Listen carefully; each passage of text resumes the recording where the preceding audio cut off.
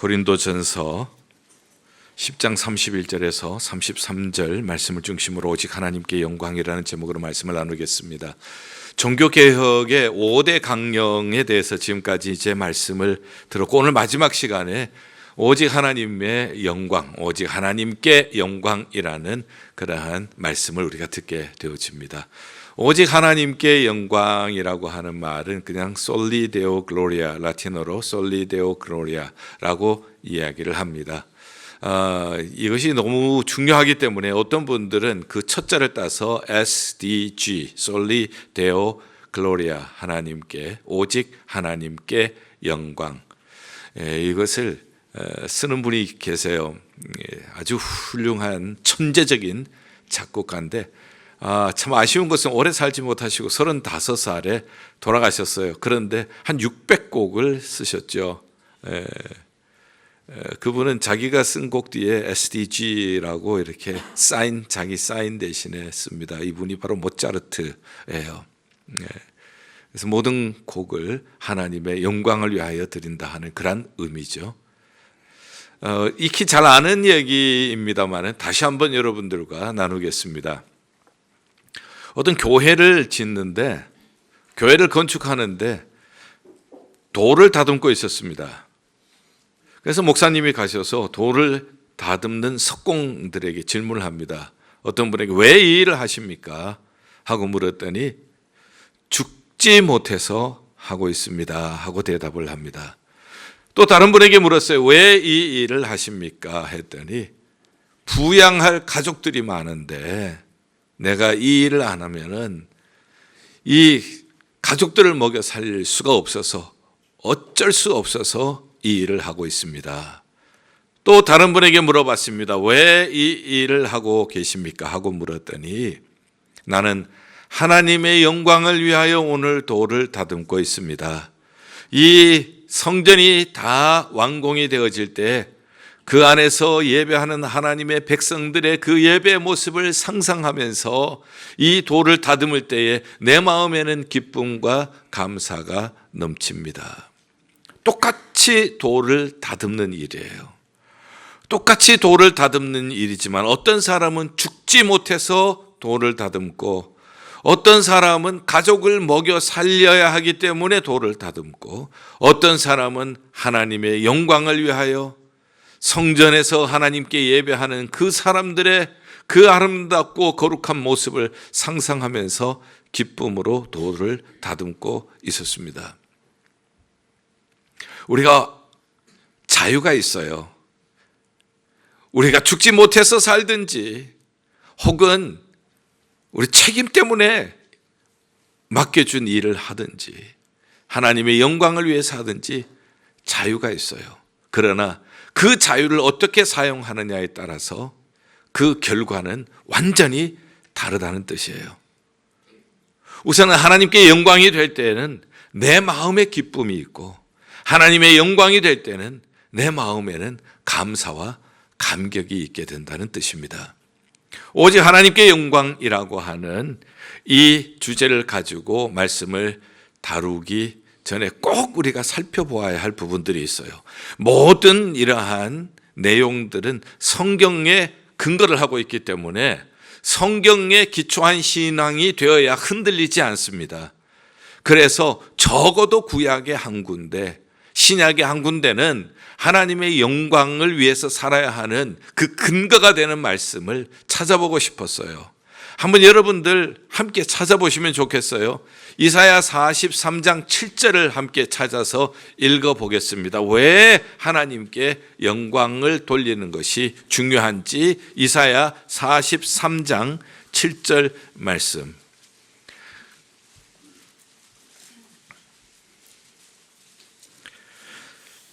자, 우리 함께 읽겠습니다. 시작. 내 이름으로 불려지는 모든 자, 곧 내가 내 영광을 위하여 창조한 자를 오게 하라. 그를 내가 지었고 그를 내가 만들었느니라. 아멘. 하나님께서 이스라엘 백성들을 창조하실 때에 그 창조하신 목적이 무엇이었습니까? 무엇을 위하여서 창조하셨다고요? 영광을 위하여서. 하나님이 이스라엘 백성들을 창조하신 목적이 하나님의 영광이라면 하나님께서 역시 우리를 창조하신 목적도 하나님의 영광이 아니겠어요? 하나님께서는 우리를 통하여서 하나님의 영광을 받으시기를 원하시고 우리를 통하여서 온 세계 열방이 하나님께 영광을 돌리는 그러한 날이 오기를 하나님께서는 기다리고 계시는 거예요. 창조의 목적이 내 영광이 아니라, 창조의 목적은 내 행복이 아니라 창조의 목적은 하나님의 영광에 있는 줄 믿습니다. 자, 그 다음에 우리가 신약의 한 군데 찾아봐야 되겠죠. 신약에서는 고린도 후서 5장 15절을 한번 찾아봐 주시기 바랍니다. 고린도 후서 5장 15절. 적어도 구약의 한 군데, 신약의 한 군데는 기억을 하고 계셔야 왜 하나님의 영광을 위하여서 사는 것이 이처럼 중요한가 하는 것을 알게 되기 때문입니다. 함께 읽죠. 시작. 그가 모든 사람을 대신하여 죽으심은 살아있는 자들로 하여금 다시는 그들 자신을 위하여 살지 않고 오직 그들을 대신하여 죽었다가 다시 살아나신 이를 위하여 살게 하려 함이라. 아멘. 우리는 예수 그리스도께서 십자가에서 죽으시고 살아나신 것은 나의 구원을 위하여서, 그래서 나는 구원만 받으면 된다고 생각하는 이 생각에 머물러 있을 수가 있어요.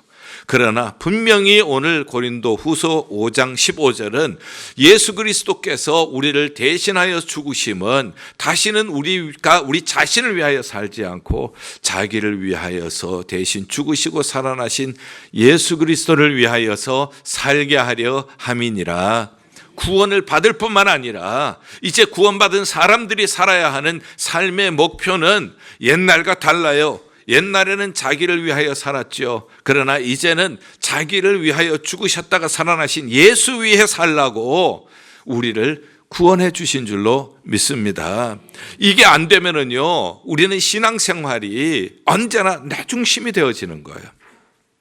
그리고 예수 위해서 산다는 것은 상상조차 하지를 못하는 것입니다.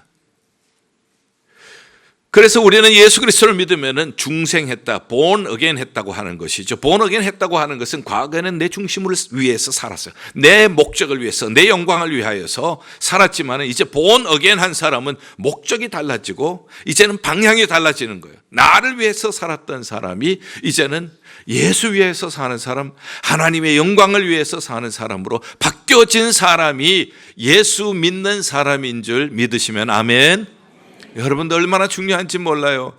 이거 모르면은요, 언제나 신앙생활을 해도 내 중심으로 신앙생활을 하게 돼 있어요. 그러니 하나님의 구원 계획과는 완전히 상반된 삶을 살게 되어지니 신앙생활이 기쁠 수가 없고 신앙생활이 성장이 진보가 나타나지 않는 거잖아요. 그래서 하나님께서 왜 우리를 창조하셨는가? 우리를 창조하신 근본 목적부터 우리가 기억을 하자는 거예요. 하나님께서 우리를 창조하신 것은 하나님의 무엇을 위하여? 영광을 위하여서, 이 뚜렷한 목적을 위하여 우리를 창조하셨고, 예수님이 왜 십자가에서 우리 대신하여서 죽으셨는가? 그것은 우리를 대신하여서 죽으신 예수 그리스도를 위해 살게 하기 위하여서. 예수 믿는 사람은 내가 구원받고 나만 천국 가면 그게 되는 것이 아니라 예수 믿고 난 다음에 born again 한 사람은 목적이 달라지는 거예요. 내 목적이 아니라 하나님의 영광, 예수 그리스도를 위하여서 살라고 주님께서 우리 대신하여서 죽으시고 부활하신 줄 믿습니다. 자, 그렇다면은 이제 너무나도 뚜렷한 거 여러 가지 성경의 구절들을 찾을 수가 있지만 적어도 구약의 한 군데, 신약의 한 군데는 기억하자는 거예요. 성경 말씀에 기초하지 않는 신앙은 언제나 흔들리게 돼 있어요. 그래서 우리는 성경 말씀을 꼭 기억하자는 겁니다. 구약의 어디를 기억하자고요? 이사야 43장 7절 꼭 기억하시고요. 신약은 어디를 기억하시자고요? 고린도후서 5장 15절, 이것만은 꼭 기억하자는 거예요. 그렇게 해야 우리가 창조의 목적도 알고 구속의 목적도 알게 되어지죠. 그 다음에 우리가 이것은 찾지 않아도 됩니다만은 잘 귀담아 들으셔야 해요. 장로교회에 소요리 문답이라고 하는 것이 있습니다. 소요리 문답이라고 하는 것은 짧다, shorter. 그리고 요리 문답은 캐치키즘이라고 하지요. 쇼로 캐치키즘. 이것은 원래 오리지널 이름은 웨스트민스터 쇼로 캐치키즘이라고 이렇게 얘기를 해요. 이건 장로교회의 소요리 문답이라고 얘기를 합니다. 이 소요리 문답을 하는 것은 처음 믿는 사람들에게 Q&A식으로 질문을 하고 그 다음에 대답하는 식으로 이렇게 하고 어린 자녀들이 우리 가정에서 믿음의 가정에서 자라나서 이제 태어나서 자라게 되겠죠. 그들에게 신앙 훈련을 시키기 위해서 쇼러 캐치키즘이 있는 거예요. 거기에 제일 첫 번째 질문은 굉장히 중요한 것이 제일 첫 번째 질문이겠죠. 그렇죠? 여러분들 장로교 소요리 문답의 제일 첫 번째 질문이 무엇인지 아세요?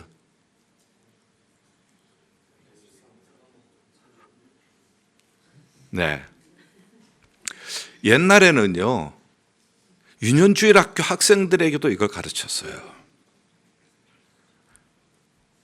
그 다음에 세례받는 사람은 107개 되는 소요리 문답 이거 다 외워야 했어요.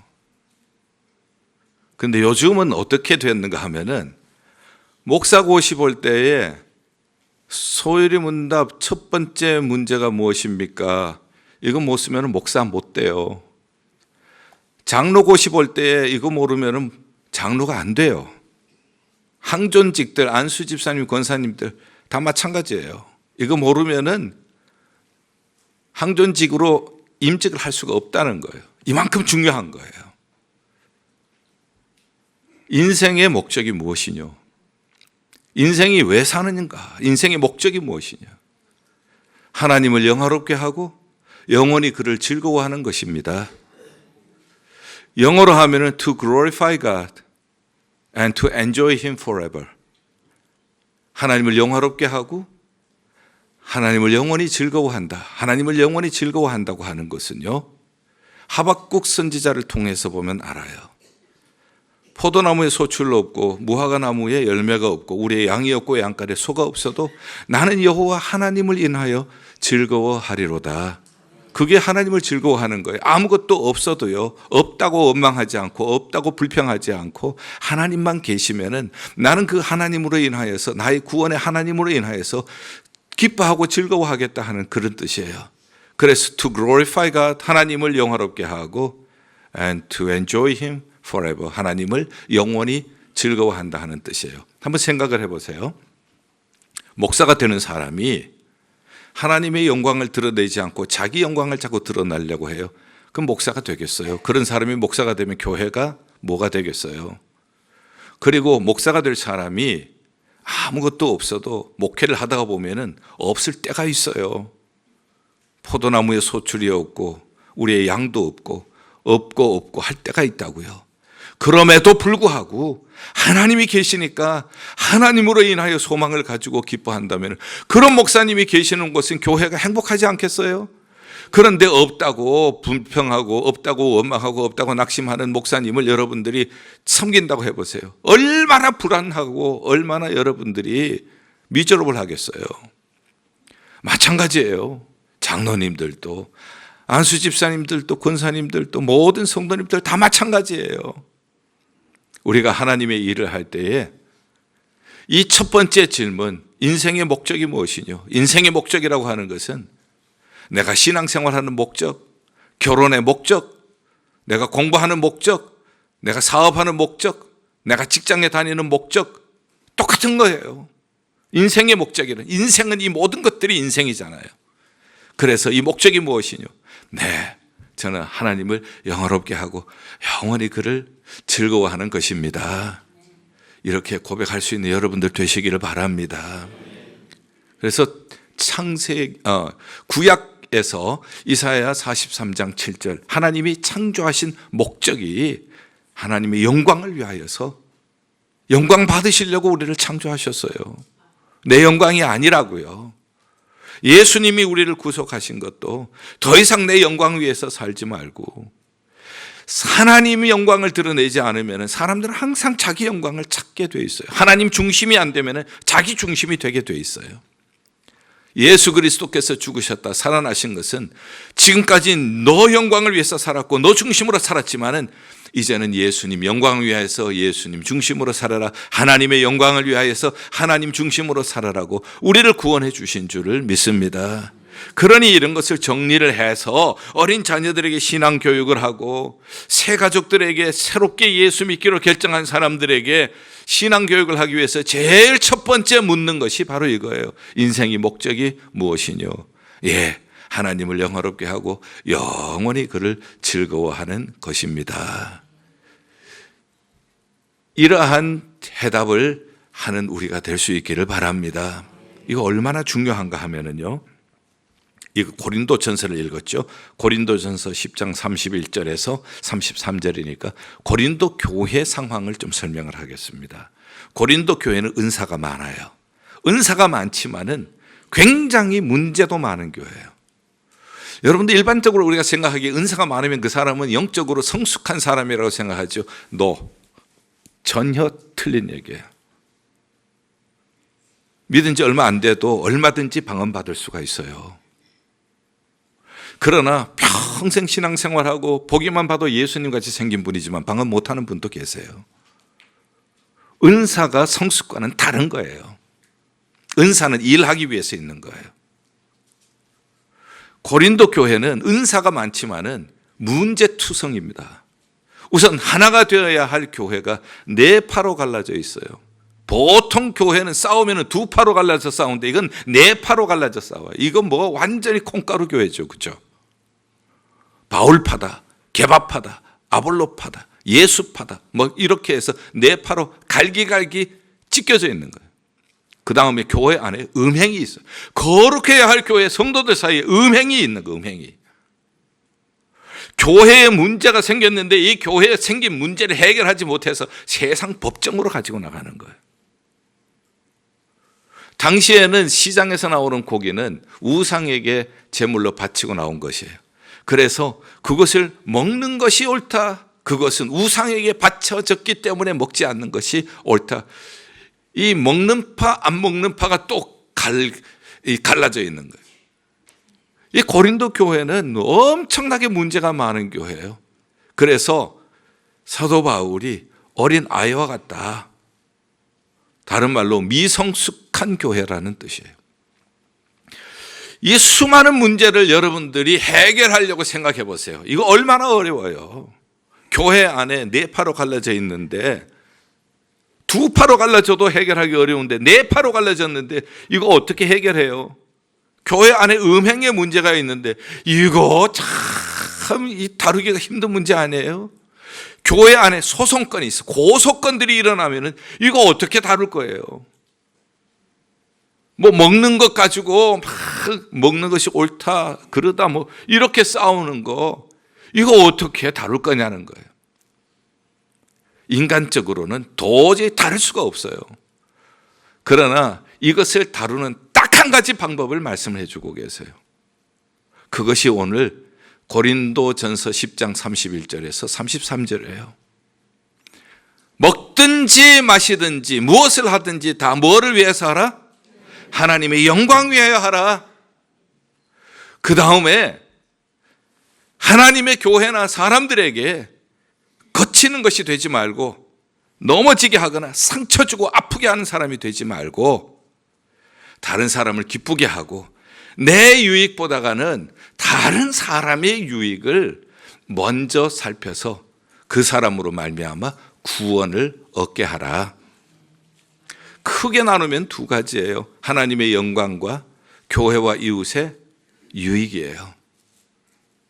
유익에는 유익을 주려면은 걸려 넘어지게 해서는 안 되고 아프고 상처 줘서는 안 되고 자기를 기쁘게 하기보다는 다른 사람을 기쁘게 하고 다른 사람의 유익을 내 유익보다 먼저 생각을 하고 옆에 있는 성도님들의 유익을 먼저 생각을 하고 싸우는 걸 왜 싸워요? 옆에 있는 사람이야 어떻게 되든 말든지 내 유익을 생각하니까 싸우는 것 아니겠어요? 구원을 얻게 하라. 죽어져 가는 사람, 쓰러져 있는 사람 건져내라는 거예요. 그러면은 그게 하나님의 영광이 되잖아요. 이것만 있으면 모든 것이 해결이 되어지는 거예요. 한번 생각을 해볼게요. 자, 네 파로 갈라져 있어요. 하나님께 영광이 돼요? 안 되죠. 그 다음에 교회와 이웃의 덕이 돼요? 그걸로 구원을 얻을 수 있어요? 안 되는 거예요. 그렇죠? 그러니 그 지워버리면 되죠. 교회 안에 음행의 문제가 있었어요. 하나님의 영광이 돼요? 안 되죠. 그리고 교회와 이웃의 덕이 돼요? 안 되죠. 그것도 지워버리고. 그 다음에 소송권이 있는데 세상의 빛이 되고 세상을 다스려야 할 교회가 해결을 못해서 세상 법정으로 간다. 하나님께 영광이 되겠어요? 안 되죠. 교회와 이웃의 덕이 되겠어요? 안 되죠. 먹는 거 마시는 거 그것 가지고 싸우면 하나님께 덕이 되겠어요? 이웃의 덕이 되겠어요? 하나님의 영광도 안 되고 이웃의 덕도 안 되죠. 그러니 이것만 잘해도요, 교회 안에 일어나는 수많은 문제들은 다 해결할 수가 있는 거예요. 사도 바울이 얼마나 놀라운 영적인 통찰력으로 우리에게 말씀해 주고 있는지 몰라요. 이거 모르니까 이 해답을 가지고 풀어야 되는데 엉뚱한 해답을 가지고 풀려고 하니까 안 되는 거예요. 내 영광을 위하여서 계속 시시비비 따지고 하니까 이게 되겠어요. 다른 사람의 유익보다는 내 유익을 챙기려고 하니까 이게 되겠어요. 그러나 우리가 모든 것이 어떤 문제가 있어도 하나님께 영광이 되고 교회와 이웃의 덕이 되고 유익이 되어지고 그래서 다른 사람을 구원한다면 이것이 우리에게 큰 복이 되고 하나님께는 영광이 될 줄 믿습니다. 자, 팬데믹 때 이야기입니다. 팬데믹 때에 교회 모이지를 못하고 온라인으로 예배를 드리고 이럴 때가 있었죠. 그때 교회마다 함께 모여서 예배를 드리고 함께 우리가 또 주를 섬기고 이런 것이 없기 때문에 어려운 교회들이 많이 있었습니다. 그래서 우리 뉴욕 노회 안에 있는 어려운 교회 5을 노회에 이름해서 선정을 해달라고 했습니다. 그래서 저희가 일정 금액을 5교회에 보내도록 했습니다. 그랬는데 그때 그것을 받은 교회와 목사님들이 저에게 전화를 주신 분도 계셨고 편지로 고맙다고 인사를 보내신 분도 계시는데 한 분은 이렇게 보내오셨어요. 지금 팬데믹이 되어지고 교회 문을 닫고 나니까 재정적으로 교회가 굉장히 힘들어졌습니다. 밀린 청구서들을 보고 그것을 해결하려고 하니 힘은 없고 답답하고 막막해서 그저 하나님께만 맡깁니다. 하나님 도와주십시오. 기도했는데 편지가 왔습니다. 그 편지 안에는 제가 쓴 작지만 조금이라도 도움이 되기를 바랍니다 하고 제가 쓴 편지와 우리 교회에서 발행한 체크가 들어있었어요.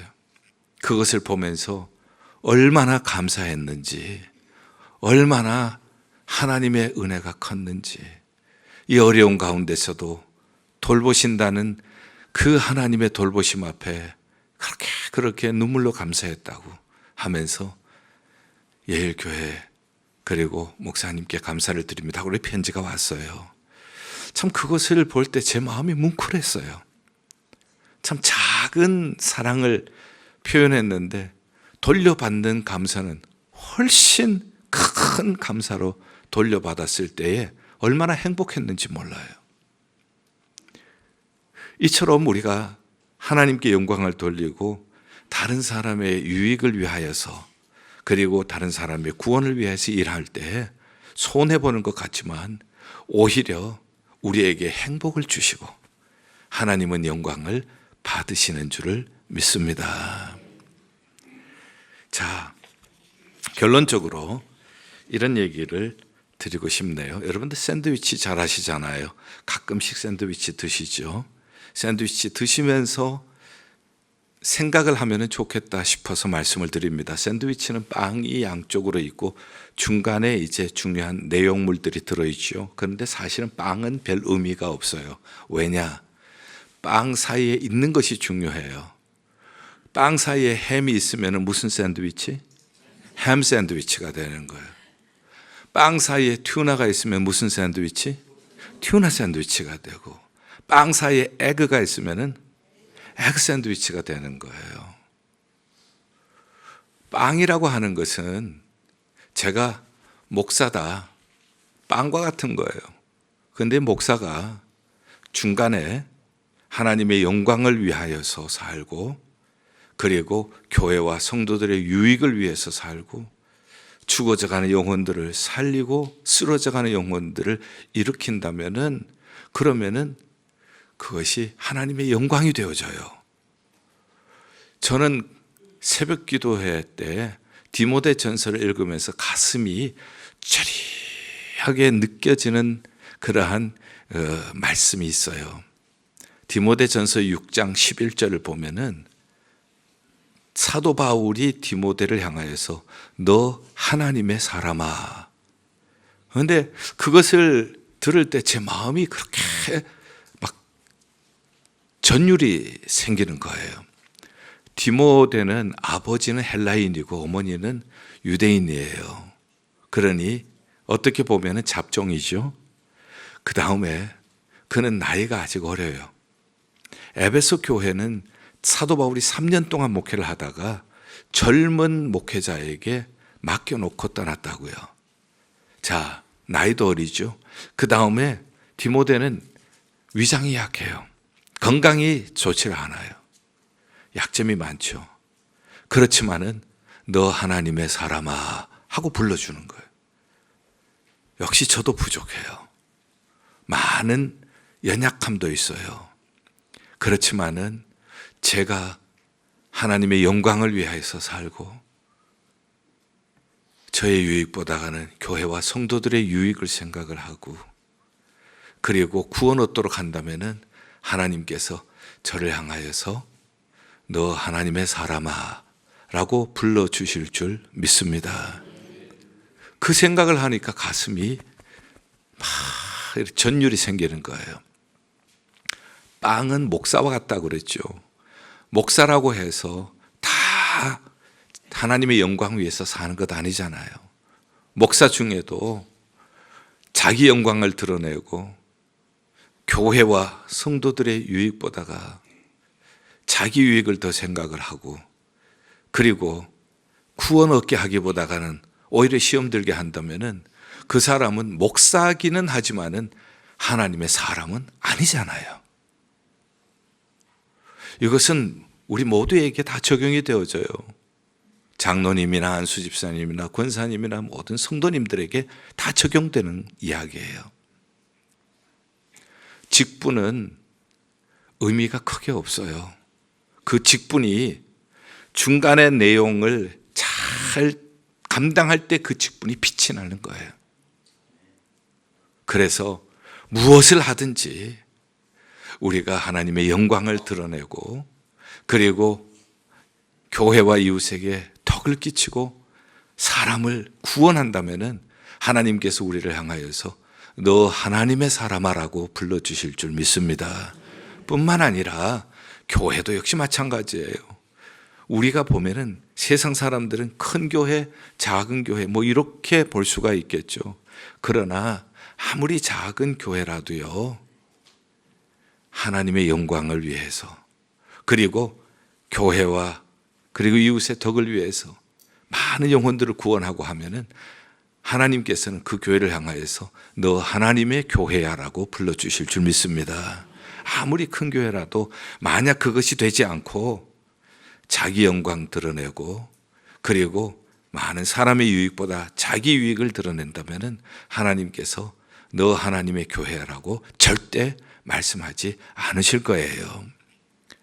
오늘 결론적으로 이 말씀을 드렸습니다. 우리가 신앙생활을 하는 모든 기독교 윤리의 기초가 이거예요. 첫째, 하나님의 영광. 둘째, 이웃에 그리고 교회에 덕을 끼치는 거예요. 이 두 가지만 제대로 우리가 이해를 하고 제대로 실천만 할 수 있다면 그곳에서 하나님이 들려주시는 음성을 듣게 될 거예요. 너 하나님의 사람아, 너 하나님의 교회야. 이 교회를 통하여 많은 영혼들을 구원 얻게 하시고 이 교회를 통하여서 하나님은 많은 영광을 받으실 줄 믿습니다. 사랑하는 여러분들, 무엇을 하시든지, 여러분들이 신앙생활을 하시든지 가정생활을 하시든지 직장생활을 하시든지 자녀 양육을 하시든지 이 말씀 꼭 기억해 주세요. 이사야 43장 7절 창조하신 목적을 기억하세요. 고린도후서 5장 15절 구속하신 목적을 생각하세요. 소요리 문답 첫 번째 질문을 생각하세요. 그리고 우리가 고린도전서 10장 31절에서 33절처럼 살아가게 될 때에 하나님께서는 우리를 너 하나님의 사람아 라고 인정해 주실 줄 믿습니다. 기도하겠습니다. 하나님 아버지, 이 말씀이 우리의 신앙생활에 꼭 지침이 되게 하여 주시옵소서. 우리 교회에 꼭 지침이 되게 하여 주시옵소서. 우리의 가정생활과 직장과 모든 생활에 지침이 되게 하여 주시옵소서. 예수 그리스도의 이름으로 기도하옵나이다. 아멘.